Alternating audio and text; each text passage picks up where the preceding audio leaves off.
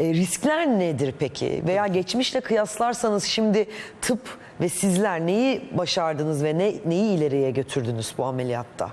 Tabii ki ameliyatta çok şeyler değişti zaman içinde. Eskiden bu ameliyatlara ihtiyaç azdı. Daha az yapılırdı.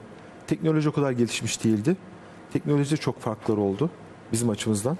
Cerrahi açısından. Çünkü Tabii. eskiden bütün ameliyatlar açık yapılırdı. Hani laparoskopik ya da robotik ameliyatlar yoktu. Ama şimdi durum değişti tabii ki. Teknoloji çok gelişti bu ameliyatlarda. Eskiden bu ameliyatlar çok riskli olarak bilinirdi. Çünkü bu hastaların yaklaşık 100 hastadan, ameliyat olan 100 hastadan biri kaybedilirdi. Yani Evet. mortalite dediğimiz bizim bir oran vardır. O oran yüksekti.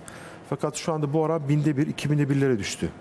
Vay, büyük bir fark o zaman. Çok büyük yani. fark var. Çok büyük Artı fark. ameliyat kapalı yapıldığı için hastalar çok daha rahat ediyor. Eskiden hasta 30-40 santim karnı açılırken şimdi 5 tane küçük birer santim delikle yapılabilen ameliyat. Artı ameliyat süresi çok kısaldı.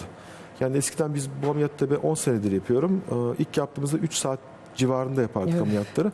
Şimdi 35-45 dakikada ameliyat bitiyor. Yani Müthiş çok bir daha şey kısa bu. süre. Yani bu sahiden teknolojinin gücü diyoruz yani, değil mi? Tıbba faydası. Tabii